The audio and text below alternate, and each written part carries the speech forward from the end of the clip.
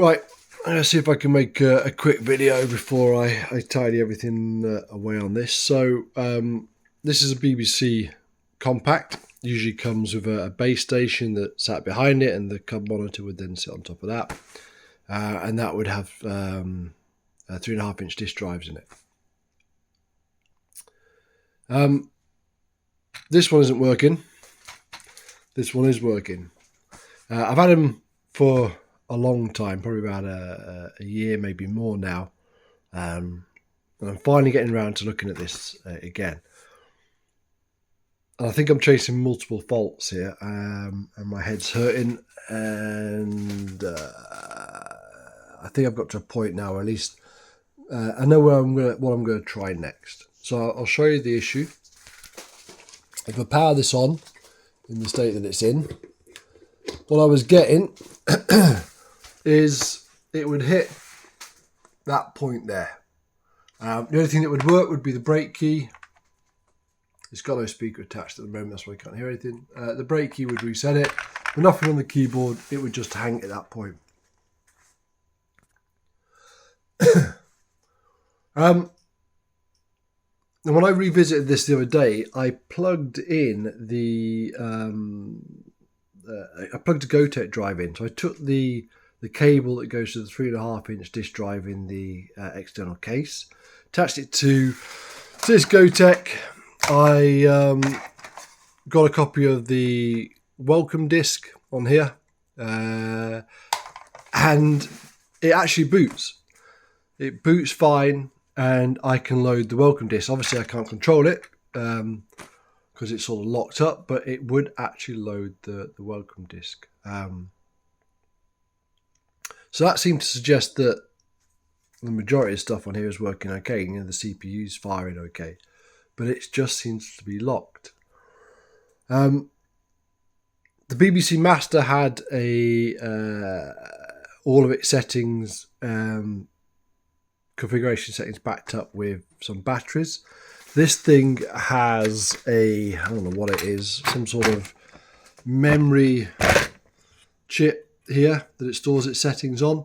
And what I found out is that it was bad. Now, when I looked at this originally, I swapped it out with the other one, the one that's working. And I didn't think it made any difference, but it does. And it's just subtle, and I missed it. I must have missed it the last time. That's all I can think. So let me just pause the video. That's the bad one with the red dot on it, and just swap it with the other one, and I'll show you what happens. Okay, right, swapped it out. There's the bad chip. There's the good chip. Yep, right around, that's good. Right, let's plug it in.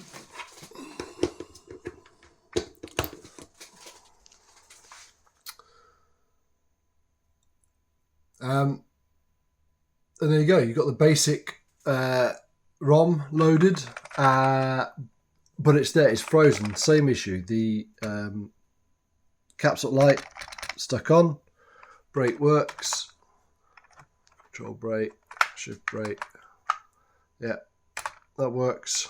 But other than the brake key, which is some sort of different keyboard interrupt, nothing else, no keyboard functionality. So I think I missed that the last time. I just assumed it was working because I got the same result. I must have missed the fact that I got that extra bit on the screen. So I've ordered some of these, and hopefully that will come and that will solve that issue. But obviously I've still got another problem. Let me turn this off. I don't want to break it any further. So then I've been chasing. Okay, well, it's quite strange to have that VIA chip socketed. This one doesn't have it. I also have another one of these, and that doesn't have a socket here. It's just got the chip. So has someone done that? Has there been a problem in the past? Has someone's retrofitted that? Looking at the solder work underneath, it seems to suggest that that's the case.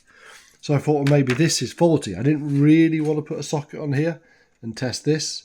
So I didn't want to risk damaging this one. So I ordered a another chip. But when I put that in there, I get exactly the same results. It could be that I've got 240 chips, or because that chip there is very different from what's fitted into there. But I think I've ordered the right chip. So I don't think it's that. So where do I go next? Next is because of the socket.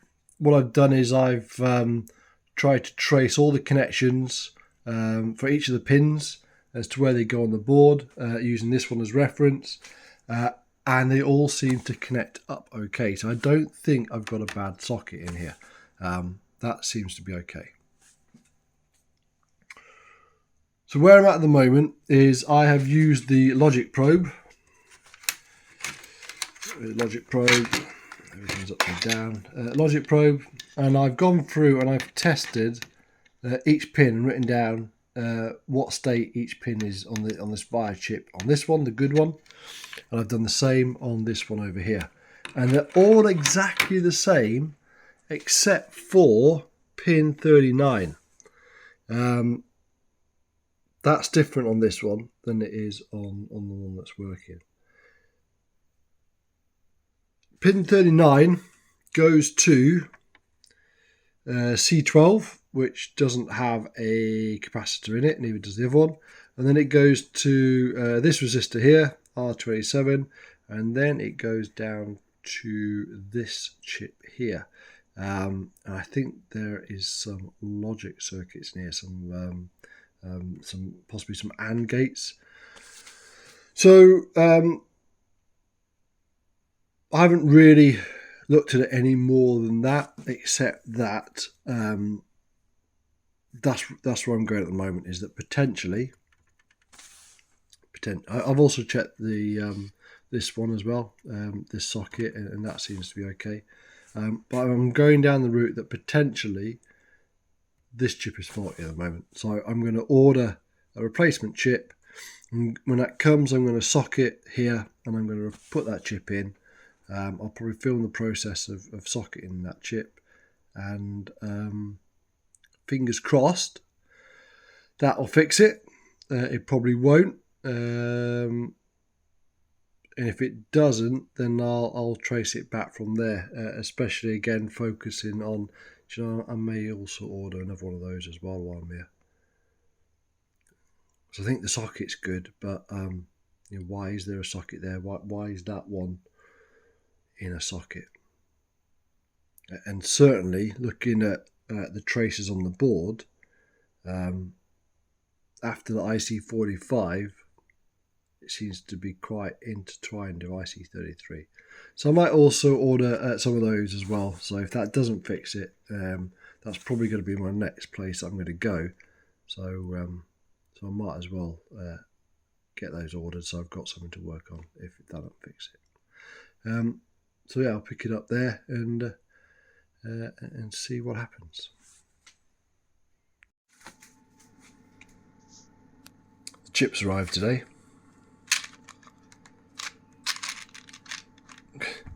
Loads of the same type of chip, and this set as well. So I know I said I was going to film it properly, but when the chips arrived, I was just so excited to try this and see if it actually worked that I forgot to film it. So it does work, and this is just to go over exactly what I did. So as this was already socketed, and so this is like the next hop, I replaced that one. That made no difference at all. So then I went back to the original plan, which was to socket that chip there. So it's now socketed. What is that? Do you see that? That's like a bit of solder or something. Oh, a bit of fluff. Okay, but yeah. So socketed this one and replaced that chip, and it boots. So just to show you, I should have prepared this earlier, should have already. Remember the problem before was it would post. We got it to get to the basic command, but it wouldn't take any keyboard input at all. I think I've got a problem with the power supply because I've got interference when I plug it in. I think it's a cheap generic. It's this one, a cheap generic power supply. So I might replace that. We got to that point before, but the caps light was locked in because now it's not stuck in that state, and I can type. Still got a problem with some keys. It's like Q. So if I press W, then it's not working. E, R, T, Y. But I don't think that's a keyboard issue. These are fairly renowned for the keys getting quite dirty. So the keys need a strip and a clean. But the intention is to keep this one here as a spare. So there's no point really in doing that until I come round to actually wanting to actively use it. Out of interest, this brake key here was 3D printed by someone. So I've got a 3D printer, but I've got the one that sort of shoves out hot plastic, and I couldn't have got that level of quality on it. He used a resin printer, so the colour match isn't exact, but yeah, that is pretty good. When I brought this, someone had put an F9 key over there, so I had two F9 keys. But yeah, he's 3D printed or resin printed a new brake key. Done a brilliant job, really. So that's it. Bit of a clean, and that is a compact resurrected from the dead. So this is interesting. This is the bad chip in a programmer, and on the screen I've selected 7430. Shows you how to orientate the chip, which is right, yep. And if you press test, you see it's saying test failed. Test failed on pin 8. I presume that means not getting the expected readings. Do you think? Do you think these are pins? Don't know. Line. Yeah, maybe. Okay. Come back to it in a second. Right, take it out. So.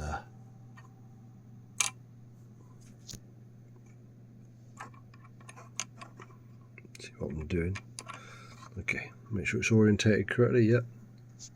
Close it down. So this is one of the replacement chips. We're going to run the same test again, and it passes.